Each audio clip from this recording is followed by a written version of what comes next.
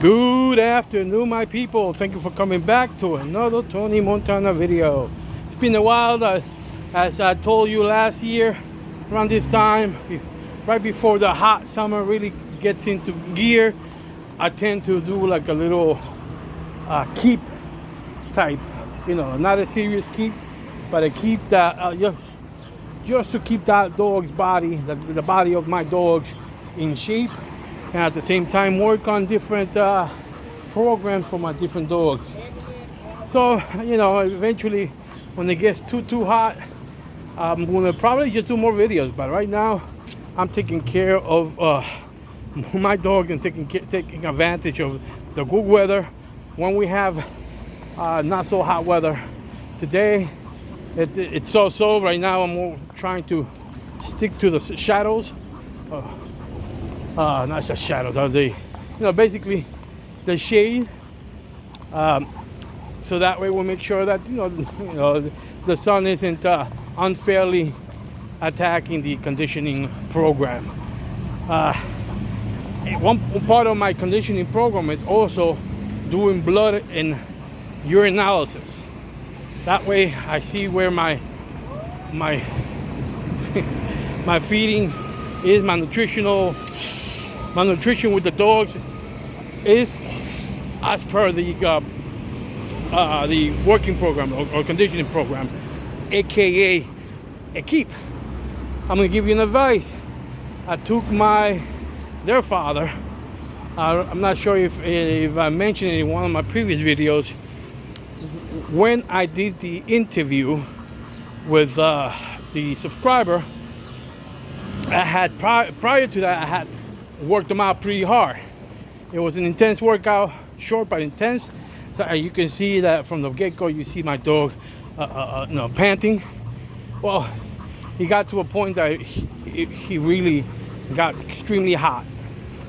So I took him to the vet. I make sure that there's nothing major going on, or just to find out, not to really more to find out what the issue could have been.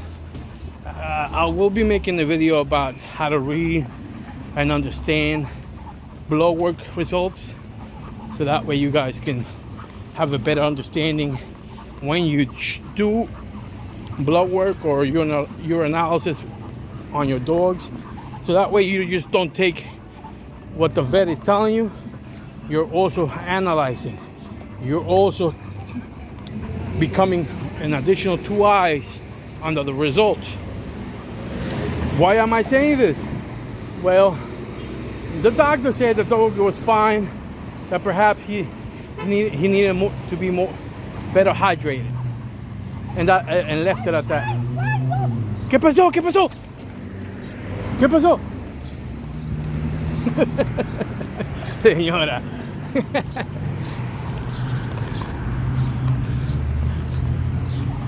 Sorry guys, there was some, I don't know if he was able to hear it, some old lady, she was like ah. So I act like a fool, and I turned around like, what's going on? What's happening? I was almost about to pick my dog up just to make it more of a point that she was afraid of the incoming dog.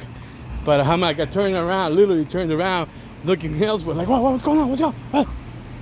Silly ladies, just to downplay her fears.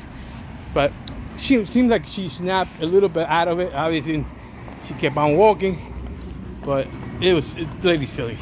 But anyway, so that's going to be a video I'm going to be making about doing the results.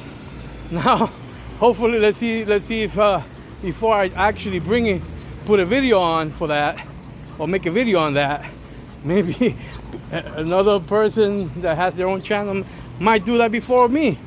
So I'm not gonna be mad if that happens. I'm just gonna still do the video, because but if you guys have channels and you want to break it down to your subscribers, go ahead. To me, I'm more taking care of evaluating my test results for my dog and figuring a way to complement the diet to it, so the balances, the nutritional balances are there for my dog, so that it doesn't, that fatigue that I saw doesn't recur or happen again. Okay, so anyway, we're going to be, sorry about that, I had to pause it because there was a person coming with a dog and I needed to take care of that. Anyway, well, I wanted to talk about when you're in a competition with your dog, it's your side versus another side. You gotta think, you gotta make sure that you're doing the right thing. You gotta make sure that you're not falling for traps. You wanna make sure that you're doing an agreement that is fair for your dog. Okay, many people will want to.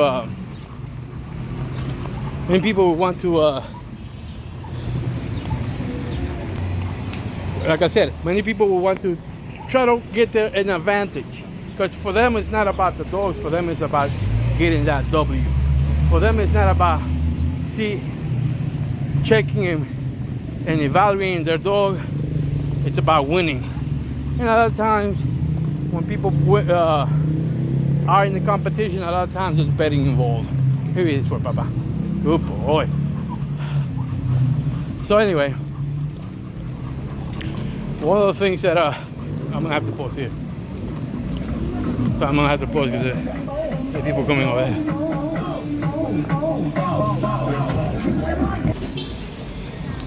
Okay, we're back. As I was saying, you have to make sure that you're not falling into traps, because as I always said, 90% of the people in the dogs are not good people.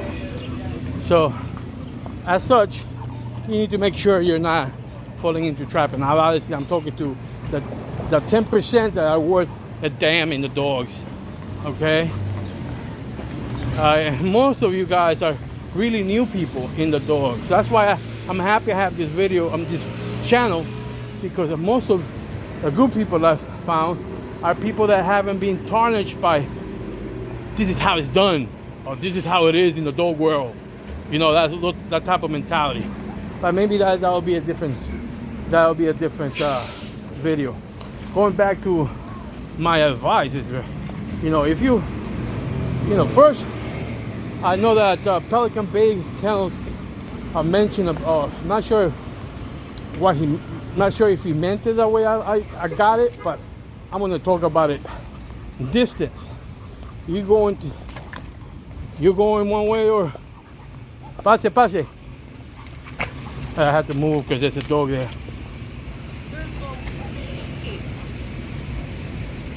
There's a dog. No problema. And he's always looking. Come on, let's go, boy. Let's go. No, he's looking that way because that's the last time he saw him. But anyway, distance. It really matters. It's a big deal. If you travel or they travel, it's a big deal. It becomes more of a deal the farther you go. One reason, guys, you guys know that I always talk with logic and facts. So logic here. You go from, let's say, New York to Miami. You go to Miami,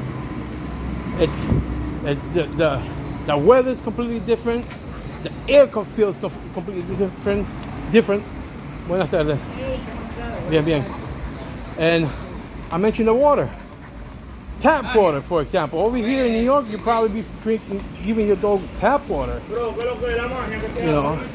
But if you do the tap water in Florida, it's completely different. It's not the same. So your dog may react, may have issues with the water over there because it's not used to that water.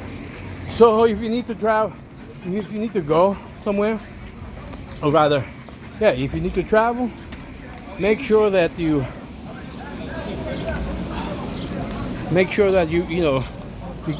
buy water, so that way.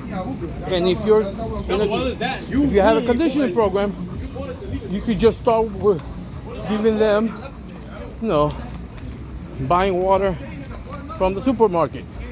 And that way, when you go to some place else, you can use it up, use it the same thing. So you won't be affected by that.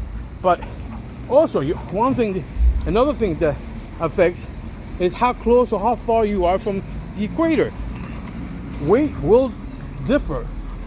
If you're by the equator versus by let's say North Pole, or like North or South Pole, as two extremes, and the dog being the same, everything, there's a difference in weight. Okay, I don't remember ever hearing somebody saying that in any of these channels. So if I am the first, I'm glad that I mentioned it so you guys can hear it and keep that in mind. Weight matters. Excuse me, state. The equator, being close or far from the equator, or change will make the dog go weight a little heavier, half a pound heavier, or lighter. Okay, perhaps a pound. I'm not sure, but I would say safe to say half a pound. And that would be like, what the hell happened? He was just on weight, blah blah blah. Well, there you go. That's one reason. Now, because of so many things, so many variables, when you travel, you should not be doing any contracts that are equal. Meaning, either they have to give up something.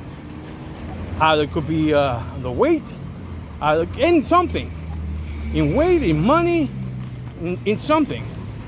That way it's fair for you that are traveling. And obviously, one other thing that you need to make sure that your dogs are used to traveling in a car, or used to travel in a kennel, in a car, because that will also... ¿De quién es este niño? ¿Te puedes mover, mijo? Gracias.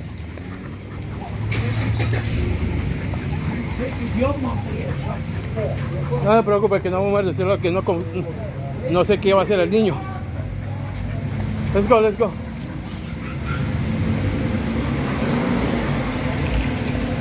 So anyway, I had to talk to Spanish to the lady there.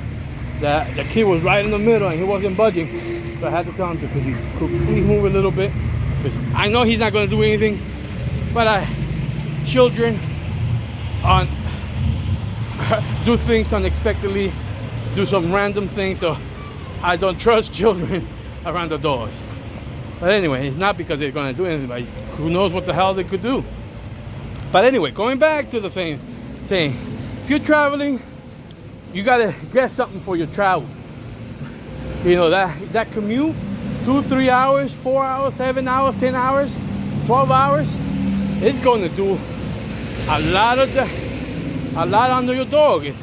That right there is your first competition right there. Right there is your first trial.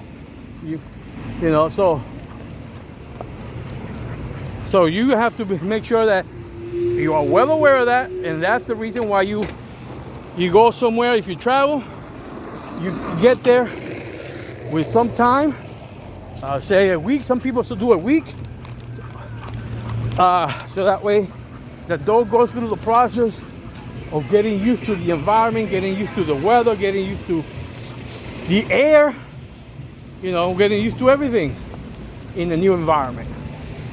All right, and so it can come back. So you got to think about that. You got to really be mindful of that. That nausea, that the dogs that don't know how to travel, having travel, all that vomiting sometimes they do. You have to be careful that you don't you don't do a disfavor to your dog. So you always, if worst case scenario, like the best or the ideal scenario rather, would be that you both travel to a middle ground. That you both travel to There's about the same amount of time, distance, and that way it'll be a fairer contest.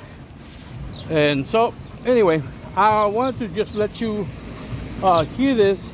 I'm gonna make another video, but I'm almost done with my walk today, so just wanted to make sure that you guys are. Anyway, I'm babbling on. This is Tony Montana. Until next video.